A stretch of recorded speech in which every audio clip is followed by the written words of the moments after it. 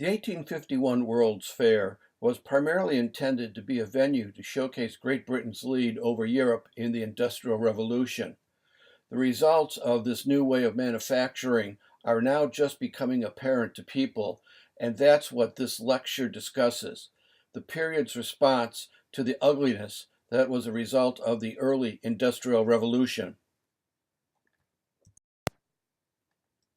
The British wanted to show everybody else that British goods were so much better by offering, for the first time, the ability to directly compare, in the same city, in fact, in the same building, the various products that were produced throughout the world. This new manufacturing has been going on now for almost 50 years, and this is where we are. Take a good long look at this beautiful work. What do you think of it? Because with machine-made objects, there is truly no cost limit on the amount of ornament that you can put on an object. We are now in a period of the more ornament, the better. Today, it absolutely visually hurts your eyes when you look at some of this work that was produced at that time. This is all going to occur basically during the reign of Queen Victoria. She ascends the throne in 1837 and reigns for 64 years. So if you work your way back in time, from today, that's when Dwight Eisenhower was president, just to give you a perception of how long of an era this great woman ruled Great Britain. That's the equivalent of 8 presidents. We have seen with stability in government often comes national greatness. When she ascends the throne in 1837, the Industrial Revolution was at full steam. In the last lecture, we looked at Coalbrookdale and the start of the use of cast iron. The resulting effects of this switch to industrial production are now just beginning to emerge and to be appreciated.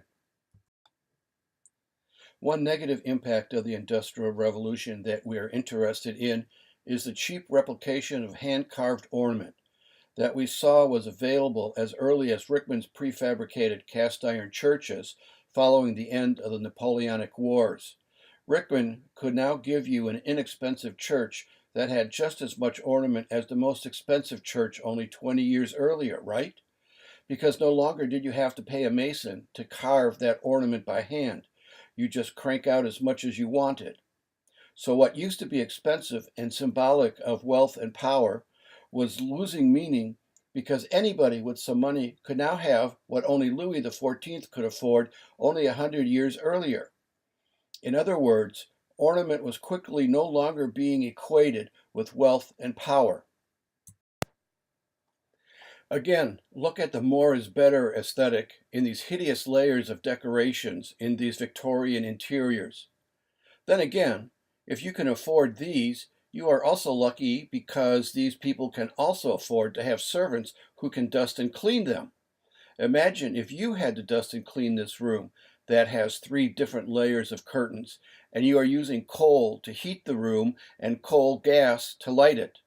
Just imagine the dust and dirt that you would have to constantly remove because it is being absorbed by all the fabrics that are in this room.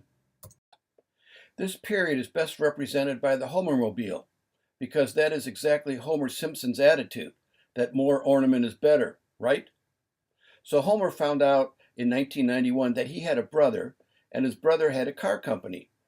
Eventually, his brother thought that he had a great idea by letting Homer, the common person, design a car for the masses. So everyone is equal, right? Egalitarianism says anybody's tastes are fine, and so this is what Homer designed. There was a brief period in architecture during the mid-1980s called postmodernism that had a similar attitude. One of the favorite chants of the postmodernists was, "Less is a bore." The building that best represents the Homermobile is Chicago's Harold Washington Public Library, that was the result of a competition in 1987 whose jury included non-professionals, that also solicited comments from the general public on the 2 semifinalist designs, because we just want to be one big happy family, and this was the result. Fortunately, postmodernism was short-lived. First of all, there's a loss of meaning to and value of ornament. Ornament is becoming cheaper and cheaper and cheaper, until the point eventually in the future that it will be cool to have no ornament whatsoever, i.e. modernism or minimalism. Because now that everyone has ornament, if you want to be uncommon, you will have no ornament. There is also a corresponding loss in craftsmanship and technique throughout an entire society. Up until now, women would hand off all type of sewing, embroidering, and weaving patterns to their daughters. When that stops because machine production is cheaper, the handcrafted technique was beginning to fall through the cracks. There will come a point where we will begin to find societies in various countries being formed to save those traditional handicrafts. For instance, in Sweden, it's called hemslöjd. But again, by 1850, some people are beginning to worry about losing all of this handcraft tradition. There's also a corresponding division of labor we are quickly approaching with the coming of the assembly line. The best critic of the Industrial Revolution, John Ruskin, said this, quote, "All that a man needed to know was not how to manufacture a pin, but only how to make the head of a pin," unquote. And so if one spends 10 hours a day making the head of a pin, we really don't need to know anything else, do we? And so you can see how this loss of handicraft and technique in a machine-made object is being bemoaned by many folks, because when there's no human interaction or emotion in the manufacture of an object, which used to be representative of the loving care that the person would give the object in its making, that object has been cheapened in more ways than one. Another ramification of industrialization will be urban squalor, with everybody looking for jobs being sucked off of the farms and into these manufacturing centers. We get the urban ghettos of the Dickensian era, right? Here's London. So just imagine what a city of this size is like when you don't have sewers nor running water.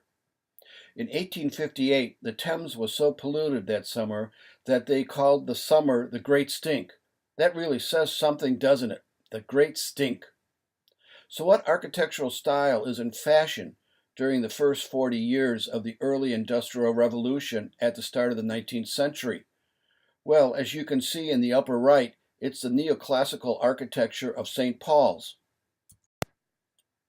So the critics of the Industrial Revolution pointed to this architecture as part of the problem. They equated classical architecture with everything that was bad caused by the Industrial Revolution. They will take it upon themselves to really criticize the classical architecture of Lord Burlington and what Christopher Wren had done with St. Paul's. Those who wanted to respond to the problems of the Industrial Revolution in Britain, because that is where it started, took one of two directions.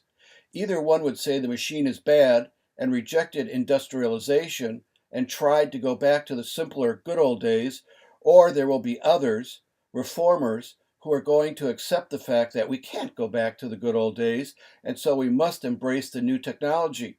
But at the same time, we must improve the design of machine-made objects. So we have reactionaries versus reformers. What was not acceptable to either group was the status quo, for the status quo got us to where we are in this polluted environment with all of this ugliness being produced. The status quo, of course, was perfectly acceptable to the landed aristocracy because they didn't live in cities anyway. Cities were fit only for commoners. Don't you just love that endearing term? Did you ever think of yourself as just a commoner?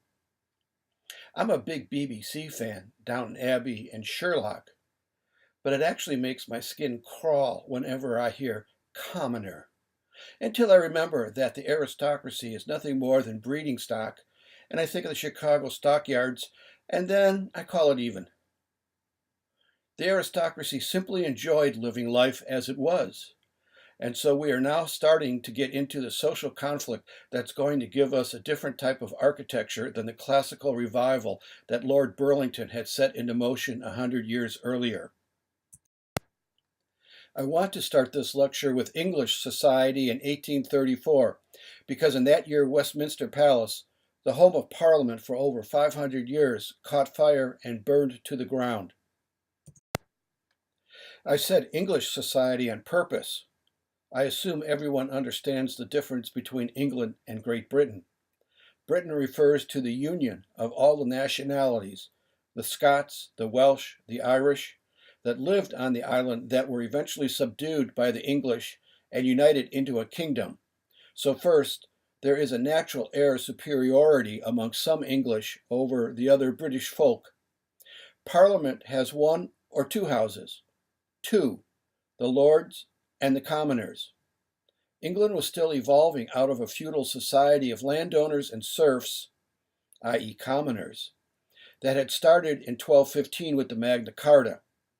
One view of English history is the rise of the commoners and the evolution of their rights versus the monarchy and its supporters, the aristocracy. And then add religion into the mix.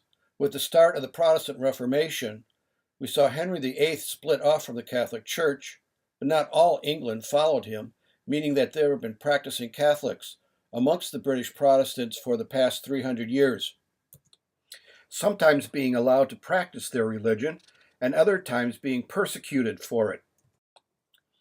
The fire occurred at just this moment in British design history when all these questions pertaining to the current design aesthetic were beginning to be raised.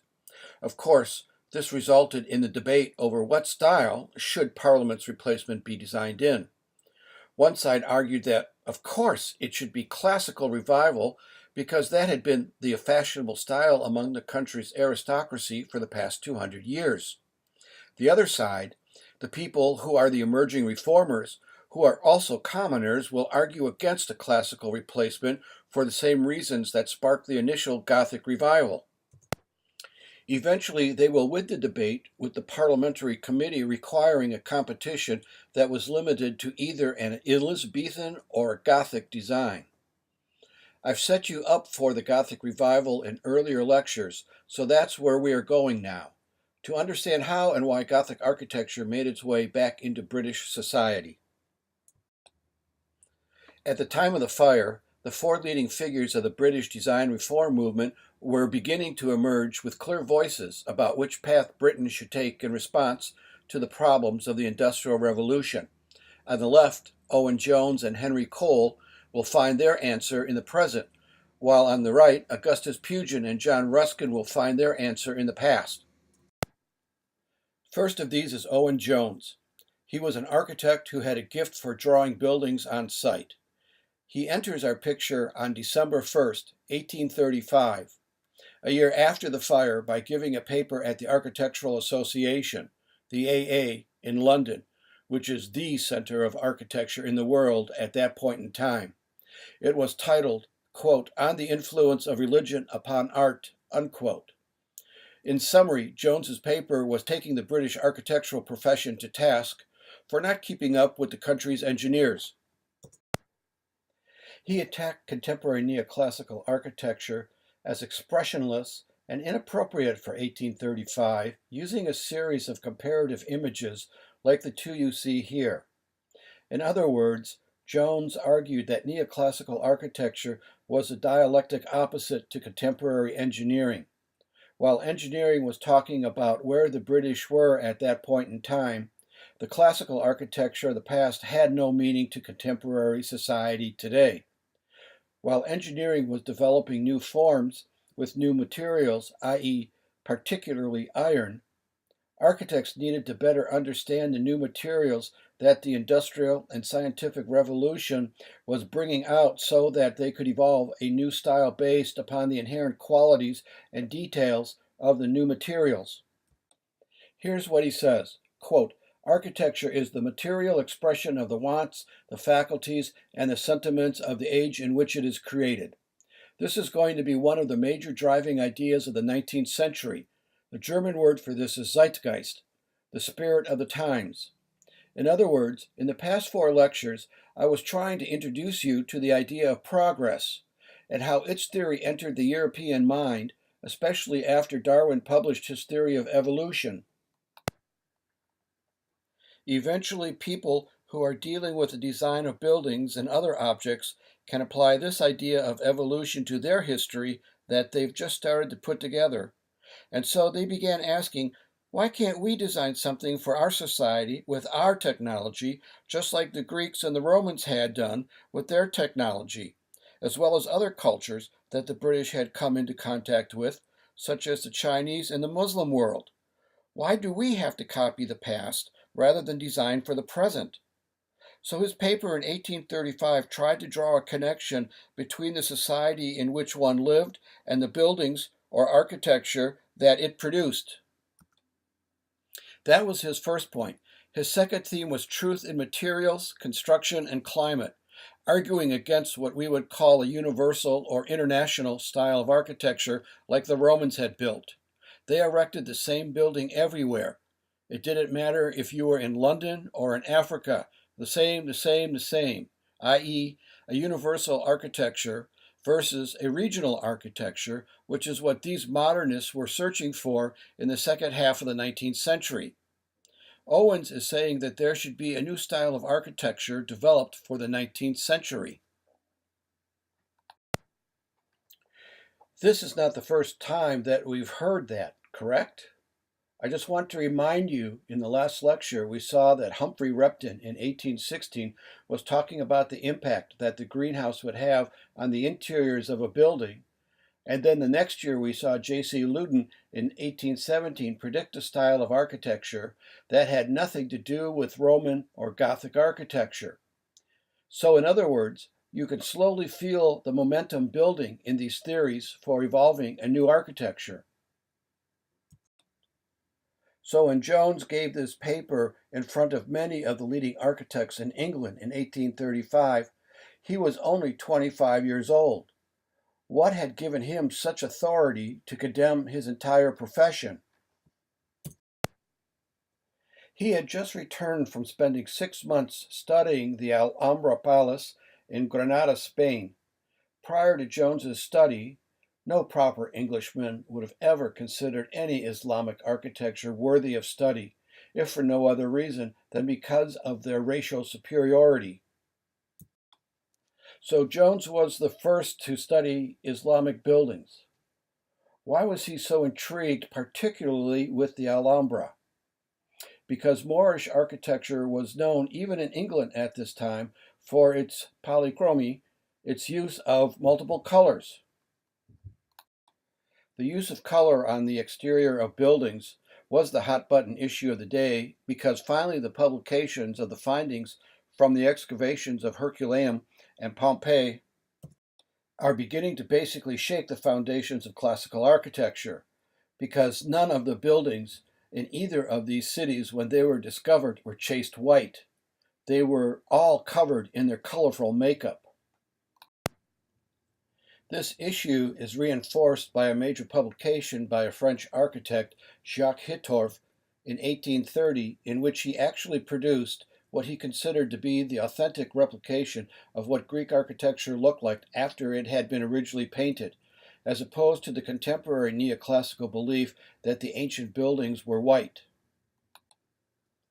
Gottfried Zemper, a German architect who had picked up the baton in favor of the use of color on ancient classical buildings, had spent 4 years, 1830 through 1833, researching first Roman and then Greek buildings before he returned to Germany to publish his findings in 1834. In this work, he had been aided by a French architect, Jules Goury, who had stayed in Greece to continue their research. Meanwhile, Owen Jones, having completed his architectural studies, had embarked on his grand tour of the Mediterranean, where he happened to meet Goury in Greece. Jones became enamored with the idea of ancient polychromy and signed on to help Goury with his research that now included studying the Muslim use of color in their buildings. After visiting Egypt and Istanbul, the duo made their way back to Europe via Spain in order to study the Alhambra. It took Jones 6 months to study its design and use of colors, to develop an understanding of how it was used and carried out, as Goury had died there from cholera. Earlier, I stated that Jones had this gift of observation and of being able to sketch buildings in place, in situ, and so he documents it and wants to share his findings with any interested colleagues.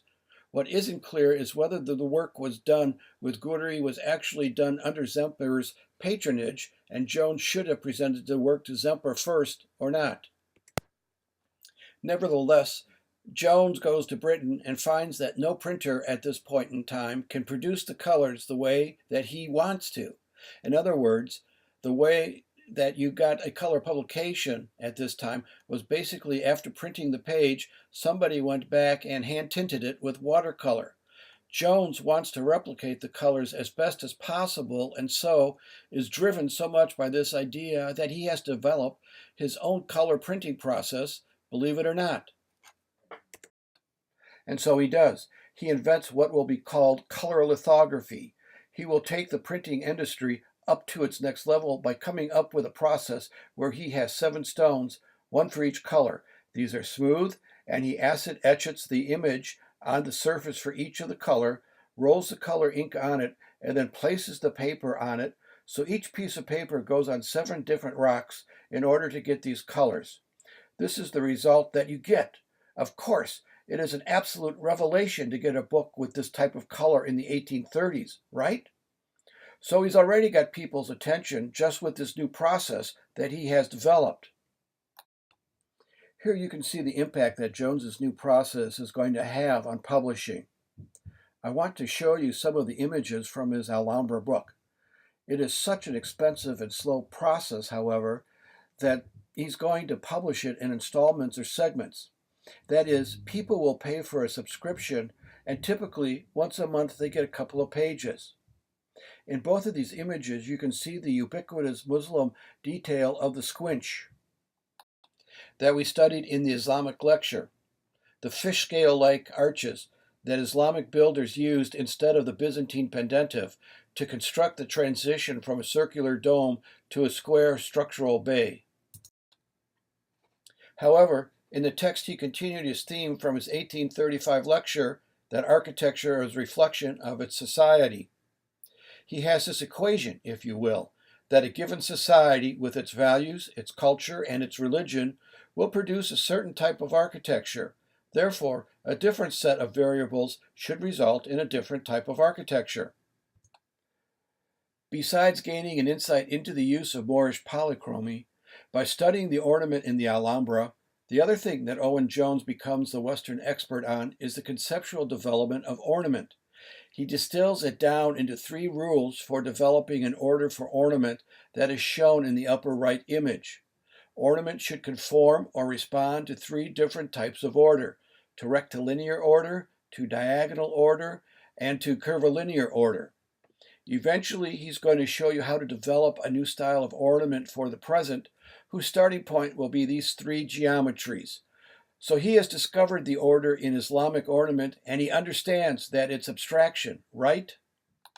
So once again, talking about the origins of European modern design being influenced by societies outside of Europe, we saw how the Chinese garden may have been the first influence. Now we've got Moorish architecture as the second influence, and we are waiting for Japan to come online in 2 lectures from now. To appreciate how radically different Jones is trying to take design, compare his ideas with what the French were doing at this time in wallpaper. 3-dimensional replication on a 2-dimensional surface. Jones says that this is a lie. Paper is a 2-dimensional surface, not 3-dimensional space. Therefore, you should develop your ornament pattern by keeping it 2-dimensional. Don't try to recreate nature, but be inspired by nature. In other words, study nature, but don't copy it, right? In the lecture on Islamic architecture, I've already told you that there is a prohibition against any type of representation of human life, especially Allah or any animal life, and so what was left to use as inspiration or a model? This fostered in Islamic architecture an ornamental technique that employed geometry and also used calligraphy or writing on the wall. That is not a European tradition as of yet, because very few can actually read.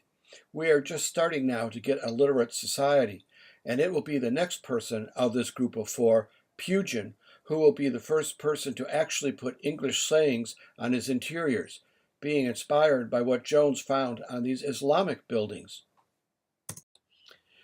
We will come back to Jones later in this lecture as he begins to assert his ideas in the 1850s, when he writes, in many ways, what can be considered to be the Bible for American architects in the late 19th century. But before he does, the second of our group of British design reformers, Augustus Welby Pugin, will grab the initiative and take center stage. He was one of the subscribers to Jones's Alhambra installments, and it's now been proven that Pugin was in the audience of Jones's landmark 1835 Architectural Association lecture. In 1835, Jones is 25, while Pugin is only 23, and his hearing of Jones's litany at that lecture sets him aflame. So we must go back to Parliament and its fire one more time, because Pugin is one of the two designers of its replacement, so we're getting closer and closer to the new Parliament building. Pugin is architecture's Mozart. I was in a discussion one day with a good friend whose son was in the music school, and he was trying to tell me how much more theoretical and philosophic music students were than anyone else. I kind of looked at him in disbelief, and we got into it, and then he threw a challenge at me. You know, we've got Mozart. Do you have anyone like that? I had never thought of this before, and it took a moment, and then I replied, yeah, we've got Pugin.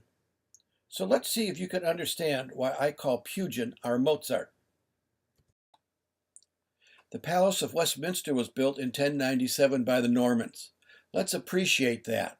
It was over 750 years old. Parliament started in 1295 in Westminster. Westminster was the only place where Parliament had ever met for over 500 years. Westminster was where the English and then the British government had always been. Can you imagine what crisis they were in when it was destroyed?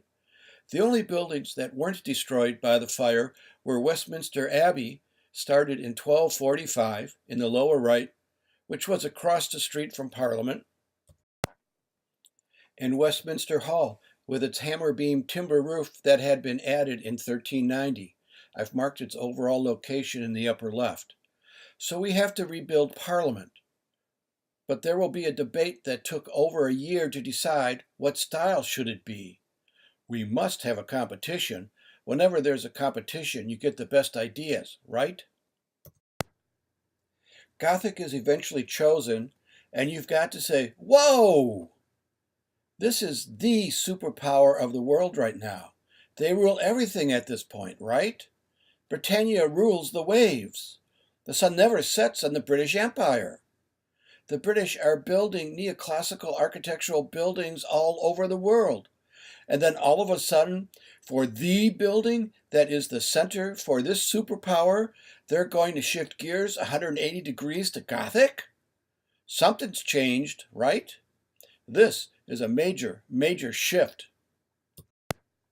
Because we have been building classical buildings in England for the aristocracy, Inigo Jones started back in 1650, and then Lord Burlington made it stylish, of course. And so why does this major shift in taste occur at this point in time? Well, first of all, let's remember who the enemy still is, okay? Napoleon.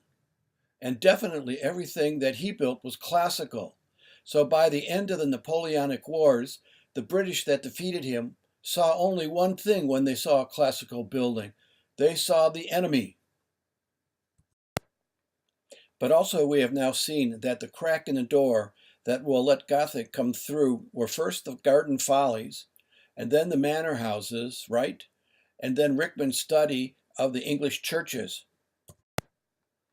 In other words, there was an upward movement from the grassroots for Gothic. And so you really are in a social, cultural conflict, because whereas the aristocracy still wants to hold on to the status quo and are arguing for a classical Parliament building, the commoners in Parliament are going to finally assert their power over the aristocracy by going with a Gothic building as being the only real British architectural style. We want a British. We don't want a French-looking Parliament. The competition was won by Charles Barry, who happens to be the best classical designer in Britain at the time. But as the word got out that those in charge of rebuilding Parliament wanted a Gothic building, Barry was not stubborn and paired up with Pugin, who was recognized as the Gothic expert at that time. The two of them produced the final design for Parliament as you know it today. So what was it about Pugin that made Barry go to him? Pugin's father was an architect who had worked in John Nash's office, who was the architect of the Brighton Pavilion. It is now time we start tying together these loose strands that I have been placing in front of you. His son had a photographic memory and could draw like an angel. When he was 9 years old, he could walk into a church, look all around, go back home, and draw it from memory. It was like having a digital recorder. He was a child prodigy. Dad used him to do this because he was writing a book on Gothic architecture. The kid would look around, okay, go home, and in a day or two, here's the church, Dad. On the left is a design he did at the age of 19. On the right is a design he did for a chapel when he was 24. By the age of 17, he had his own company producing furniture, like an early IKEA. Now don't laugh. We are going to see this idea of reducing the cost so that we commoners can afford to buy furniture permeate this entire lecture course. People will try for over 100 years to do this, and IKEA will finally solve the problem. He had craftsmen who would make his furniture and produce his tiles and his wallpaper, so he was developing this whole cadre of subcontractors at the age of 17. At the age of 19, he was designing sets for London theaters. And then in 1834, with the religious reforms that opened up Catholicism for British society, bored with Anglican church services, Pugin converted to Catholicism because he was a Gothic devotee and saw Gothic as the true architecture of Roman Catholicism. He's got this religious fervor in him, and he became a champion of Gothic architecture. So this then brings us to Jones's lecture in 1835, with the 23-year-old Pugin sitting in the audience. Pugin has already done it all by this time, right? He has a whole network of manufacturers for his furniture company. He's done theater set designs in London, and he has just put the finishing touches on the Parliament competition drawings, of which he and Barry will be declared the winner within a month. And so he listens to Owen Jones talking about design, using paired images to contrast classical architecture with contemporary engineering. Inspired by Jones's talk, the young Pugin would become the leading advocate for reforming British architecture, however, not by adopting the forms and materials of contemporary British engineers, but the forms of medieval architecture.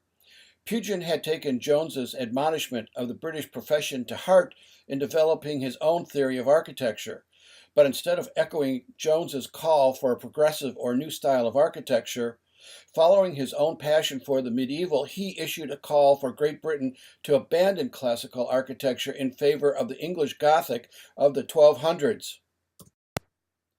This inspired Pugin to produce a book which he titled Contrasts, which you can see is even printed in a similar manner to that what Jones had developed for the Alhambra book. So only months after Jones's lecture, Pugin begins to write Contrasts. Actually, the full title is, quote, Contrasts or Parallels Between the Noble Edifices of the 14th and 15th Century and Similar Buildings of the Present Day, Showing the Present Decay of Taste, unquote.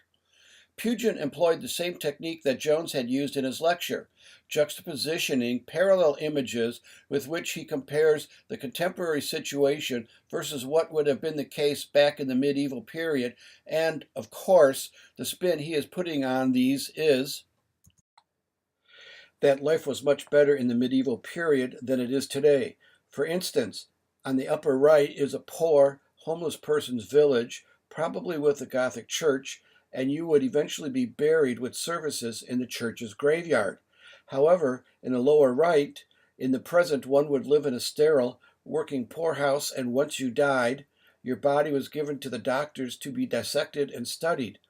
He is making his argument that life was much better in 1400, and we need to return to such practices when life was good, including, of course, architecture. Here are his two versions of the same town. On the top is the town during the medieval period of 1440, and the same village as it currently looked some 400 years later. Look at the differences he is highlighting. In 1440, the landscape is punctuated with church steeples, speaking to the religious dedication of its residents. There is a common green or park on this side of the river. In 1840, what you see is factory, factory, factory, factory, that have resulted in the steeples being torn down. In place of the common green now stands an almshouse for the poor. And note the classical facade that Pugin has slyly slipped into the lower right-hand corner. This is better, he asks? We need to get back to how things were in 1400. Pugin is talking very much like Jones in terms of responding to the Industrial Revolution, right? But there is a fundamental difference between the two, for Jones was arguing for a new 19th century style, while Pugin wants us to go back to the Gothic of 1400. This is what we call the Gothic Revival. We finally have a serious theoretician, not a landscape architect or some guy going to Home Depot to buy plastic crenellations to put on his roof. We have a professional architect here pursuing a Gothic style. Pugin wants to reform society because he believes that society and architecture are interrelated. He wants to go back to living like it is 1400 in order to develop people who can once again give us the authentic architecture of that time.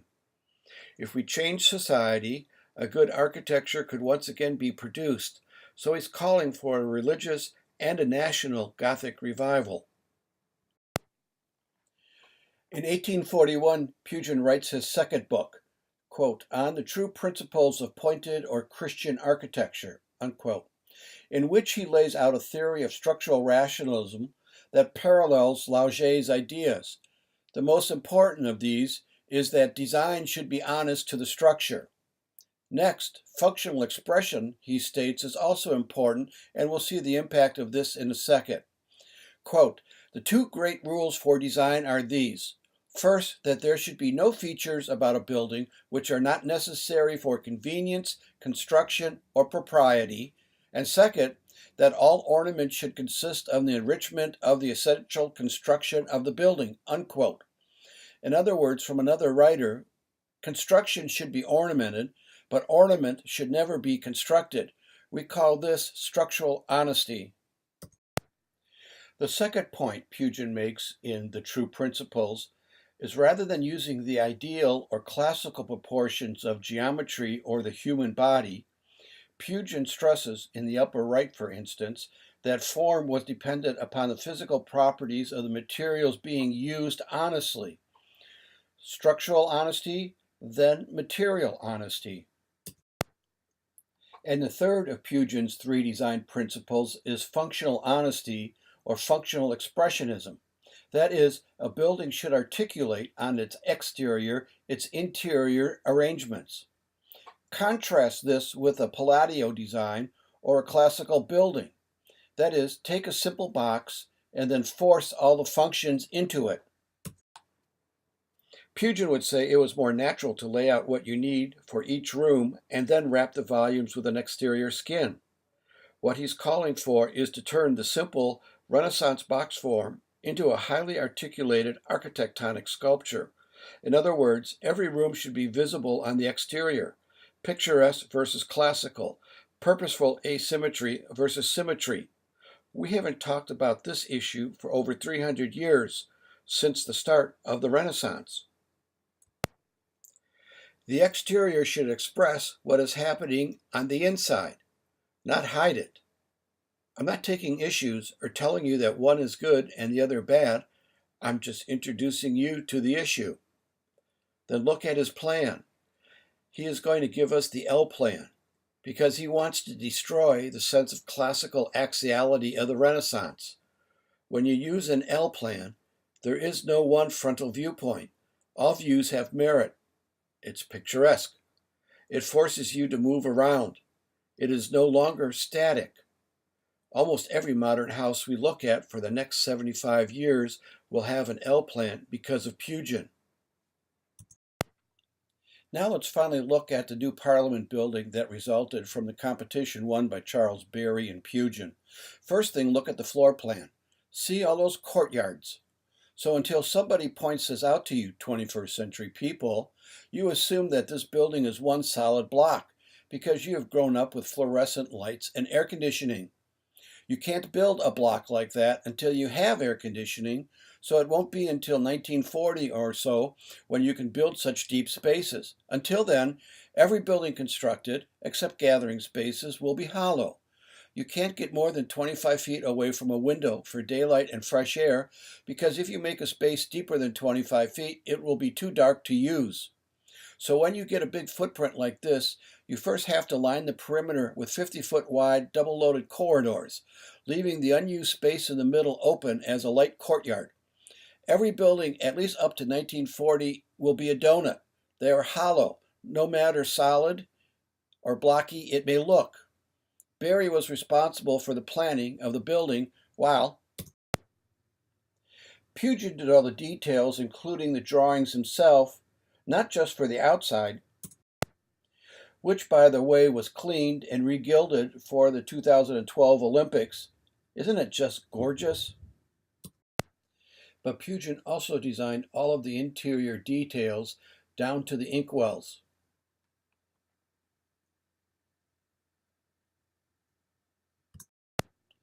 The Germans will give a term to this idea of designing both the building's exterior and interior along the same design concept. They will call it Gesamtkunstwerk, a total work of art. In other words, you just don't go out and buy inkwells or doorknobs. You design them to fit the design concept behind the building. Pugin moves into architecture after Parliament. I mean, he's professionally matured with the most important building in the empire. Why wouldn't he move into buildings? I want to show you his house, St. Murrays Grange, as an example of what he is going to do to architecture. The exterior is very active, expressing each space. Pugin said his favorite design was a small church, St. Giles. He was especially proud of the symphony of color that he designed for the interior, brilliant reds, blues that were highlighted with gilding. The surface ornament is two-dimensional, without shadows, like his wallpaper patterns. Pugin went into the 1840s as a leading architectural theorist in Great Britain. He was able to change British architecture's focus from an emotional or an experiential image to the architectonic ethical. He also gave the Gothic Revival a scholarly and physical grounding rather than the simplistic detailing of the earlier picturesque Gothic, spelled with a K. But Pugin was Catholic, and although he had struck a chord with many British architects, his equating Gothic with Catholic spirituality was unacceptable to the Protestant mainstream. Nonetheless, he was not alone in his dissatisfaction with the Church of England's worship practices in the 1830s. A reform movement emerged, somewhat inspired by Pugin's medievalism, to bring back some of the Catholic trappings to enliven English worship. In 1839, 3 years after Contrast was first published, a group of undergraduate students at Cambridge took it upon themselves to single-handedly reform the English Church. They called their movement ecclesiology, and themselves, as the protectors of this movement, became known as the Cambridge Camden Society. In 1841, they began publishing a magazine, The Ecclesiologist, for the next 40 years, that carried reviews of new designs of churches from their religious perfect viewpoint. At least in its first decade, it set the standard for a better church building in England. Also in 1841, they published their rule book, A Few Words for Church Builders. Their goal was to achieve the ideal Gothic church that couldn't be distinguished from a genuine 13th century building. They were championing the accurate copying of old Gothic churches. This, however, was counter to what Pugin was arguing for, was it not? Pugin said that this couldn't or shouldn't be done. Pugin wanted to reform society first, so that people could once again develop the beliefs and talents of the 1200s so that they could produce an authentic Gothic architecture once again, not mere meaningless copies.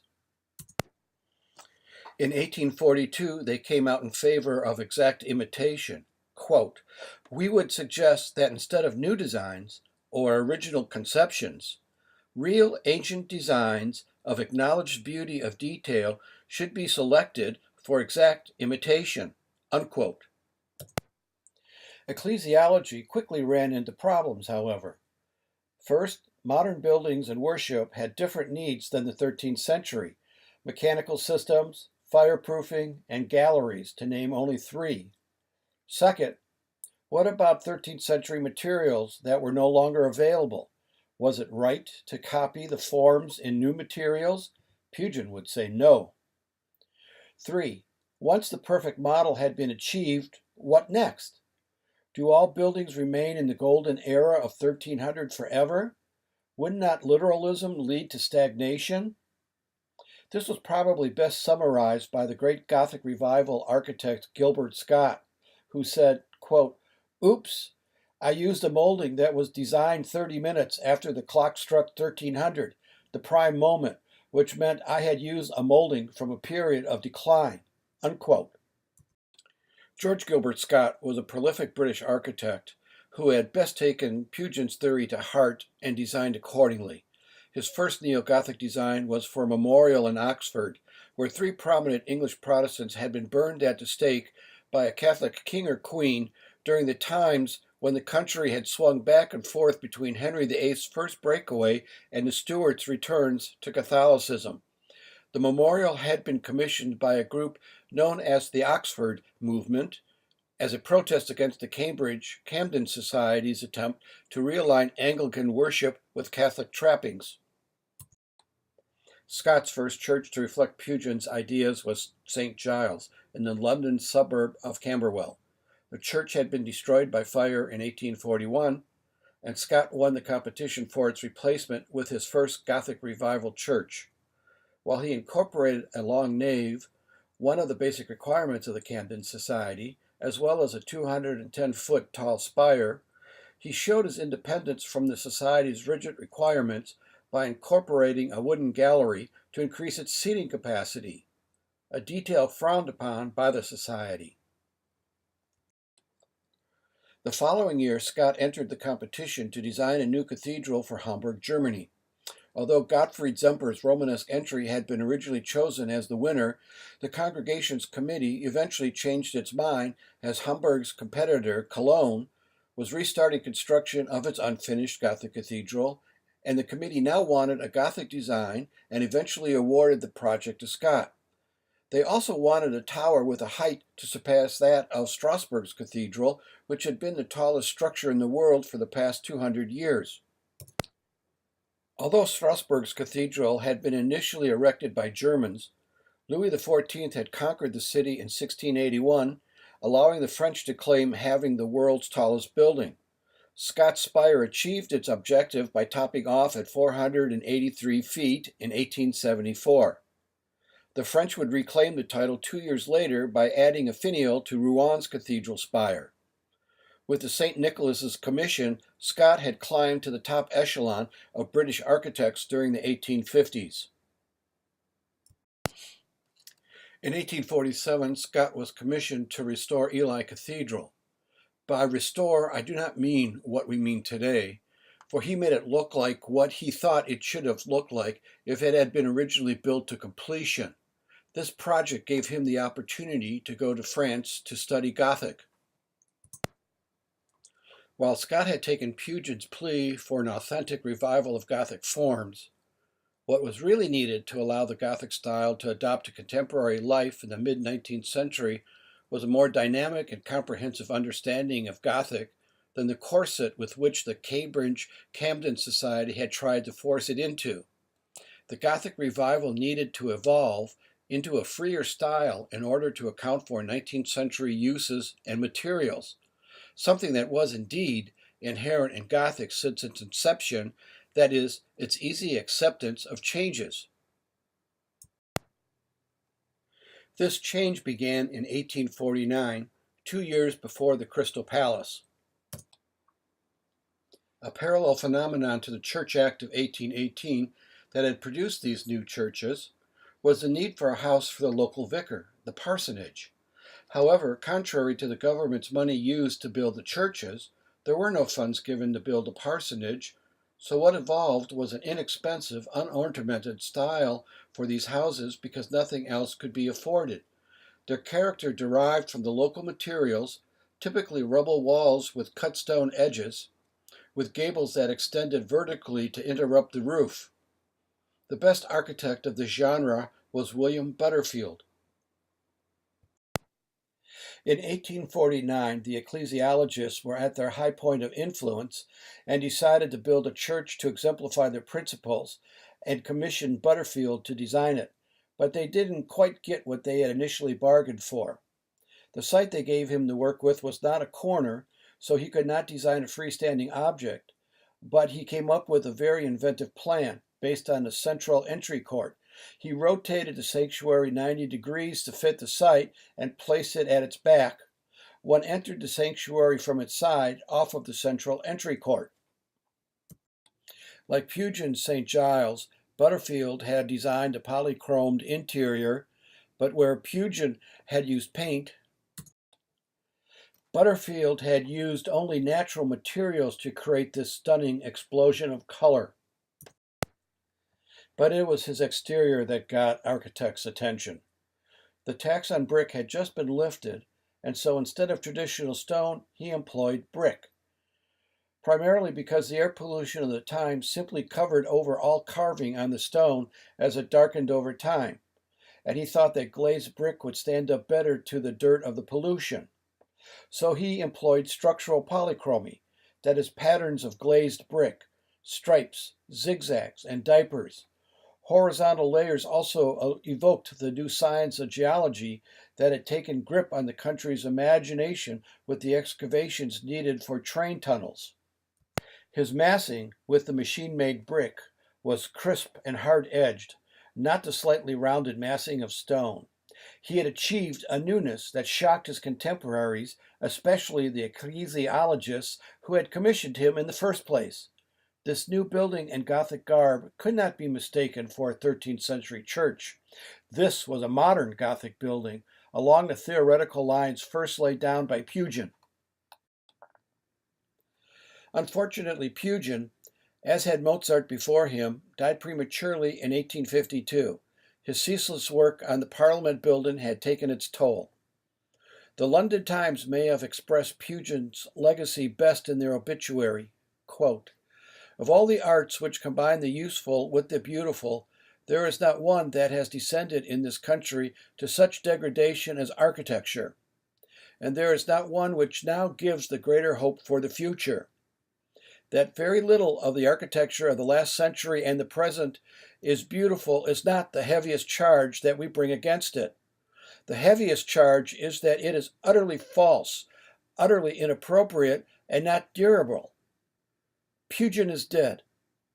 Let us remember in his honor that if now there seems to be the dawn of a better architecture, if our edifices seem more correct in taste, more genuine in material, more honest in construction, more sure to last, it was he who first showed us that our architecture offended not only against the law of beauty, but also against the laws of morality." Unquote.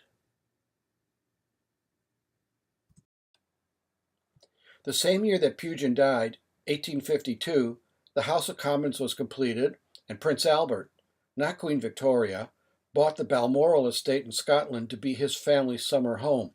It is Prince Albert, and not Queen Victoria, who is the central political figure for this lecture. Albert had a reformist outlook and also had artistic interests. Following the success he enjoyed with the World's Fair, he would take a major role in designing the new castle and its interiors, for which he chose a Scottish baronial Gothic style, not the traditional aristocratic classical Palladian estate aesthetic. Therefore, we can look at Parliament and the Balmoral Castle as being representative bookends of the Gothic Revival at the mid-19th century. it will be Albert's support and active involvement in the design reform movement that will be pivotal to its initial success.